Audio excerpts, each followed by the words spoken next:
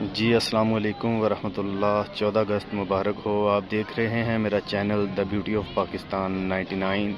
मैं इस वक्त मौजूद हूँ army museum Lahore cantt Pakistan.